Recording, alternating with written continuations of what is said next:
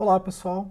Então, no slide passado, a gente começou a ver como representar variáveis aí, ou uma única variável, em uma tabela de frequência. Aqui nesse primeiro slide, a gente vai conversar sobre como a gente pode cruzar informações de diferentes variáveis, né? E para isso, a gente pode utilizar as chamadas tabelas de contingência. Por definição, uma tabela de contingência nada mais é do que uma tabela de dupla entrada, em que os elementos da amostra da população são classificados aí de acordo com duas variáveis. Essas tabelas de contingência, pessoal, usualmente a gente traz variáveis qualitativas, né, duas variáveis qualitativas, e faz o cruzamento dessas duas informações. Existem técnicas, metodologias, né, e testes estatísticos que podem determinar se essas duas variáveis elas têm algum tipo de relacionamento ou não, né? Mas enfim, isso é uma conversa para um outro tópico, tá? A princípio aqui a gente consegue construir então uma tabela que cruze essas duas informações. Estou trazendo aqui nesse bloco à esquerda um exemplo de uma tabela de contingência. Então essa é a distribuição conjunta, lembrando, né, dos elementos essenciais das tabelas, eles têm que estar presentes aqui, né? Então, o título da tabela, distribuição conjunta entre cidade em que morava e a realização ou não de cursinho antes de ingressar na UFSC.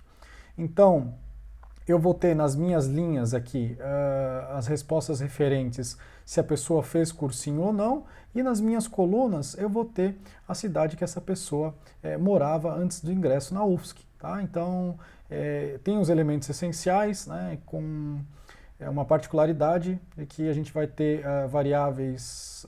duas variáveis, então uma representada nas linhas e outra representada aí nas colunas, certo? E aí a gente consegue fazer a leitura da tabela facilmente. Então eu tenho 8 pessoas, né, 8 estudantes nessa minha amostra, ou população, que fizeram cursinho e são provenientes de Florianópolis.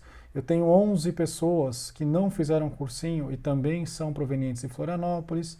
Tenho, sei lá, 4 pessoas que são provenientes de outras cidades e fizeram cursinho e assim por diante, tá? A informação ela é bem completa. E a gente tem os totais aí das linhas e das colunas também. Então, além do total dos totais, né? Então, do total de pessoas respondentes, né, dos 41 respondentes, 25 pessoas fizeram cursinho, 16 não fizeram.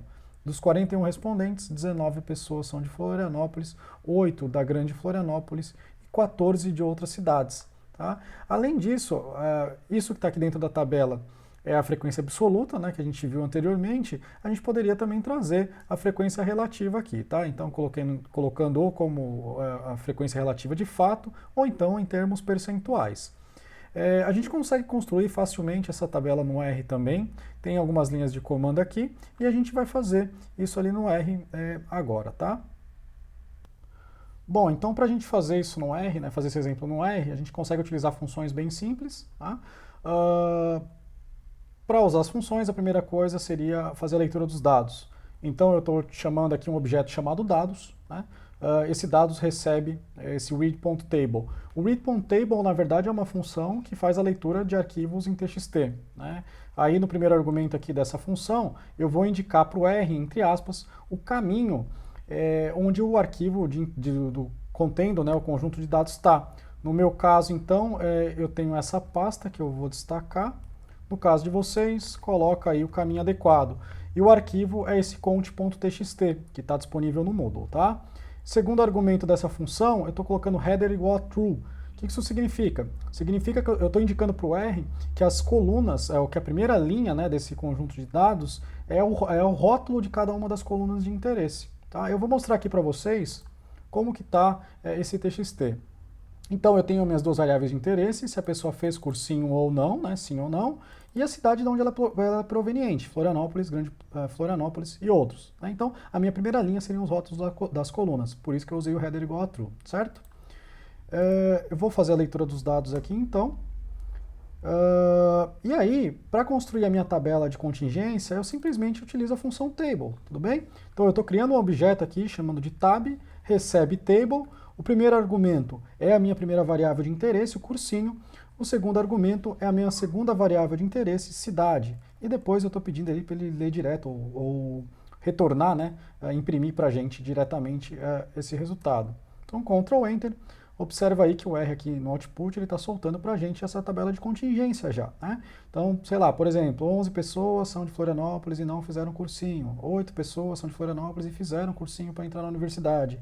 Então, as interpretações são as mesmas lá que a gente fez nos slides, tá? Só estou mostrando aqui para vocês como a gente pode fazer isso no R diretamente. O que está faltando aqui nessa saída que a gente tinha no slide são as somas das linhas e das colunas. Para fazer isso, a gente consegue utilizar facilmente duas funções, né? A soma das colunas, então, né? Col, né? C-O-L, sums, né? E como argumento a gente utiliza o objeto que a gente salvou, a tabela. Então, Ctrl Enter, eu tenho a soma aí das colunas. 19 pessoas são provenientes de Florianópolis, 8 pessoas provenientes da Grande Florianópolis e 14 de outras cidades. Para achar a soma das linhas, a função é quase a mesma, a gente substitui aí coluna por linha, né? Então, como argumento, a gente coloca o objeto onde está a tabela. Então, 25 pessoas não fizeram cursinho para entrar na universidade e 16 pessoas fizeram cursinho para entrar na universidade, dessa amostra que a gente está trabalhando, tá? E, além disso, eu falei ali no slide para vocês que às vezes a gente pode apresentar, ou a gente pode apresentar, né, essas tabelas de contingência apresentando as proporções, né? Então, ao invés de utilizar a frequência absoluta, que é o caso que a gente apresentou antes, a gente pode apresentar a frequência relativa. Para fazer isso, a gente pode utilizar o comando prop.table, né? E como argumento, a gente vai colocar o objeto onde a tabela está salva. Então, prop.table, tabela onde está salva, e eu vou ter a minha frequência relativa. Então, observa aí que a gente tem, então, sei lá, 26,82% das pessoas são de Florianópolis e não fizeram cursinho, 24,39% são de outras cidades e não fizeram cursinho, e assim por diante. Então, a gente consegue fazer aí também interpretações. Observe, pessoal, também que o R ele retornou uma quantidade bem grande, né, de casas decimais. O que a gente pode fazer é pedir para o R arredondar esses valores. Então, ao invés de ele soltar tudo isso de casa decimal, vamos pedir para ele soltar 2 casas decimais. Para fazer isso, a gente utiliza a função round. No primeiro argumento, a gente utiliza o objeto que a gente quer arredondar. Então, a gente quer arredondar essa tabela de frequência relativa, a tabela de contingência com as frequências relativas. E o segundo argumento é a quantidade de casas decimais que eu quero utilizar. No caso, agora 2. Então, Ctrl Enter. Observa aí que a gente tem a nossa tabela de contingência com as frequências relativas, agora com 2 casas decimais, tá? E por esse vídeo é isso. Muito obrigado.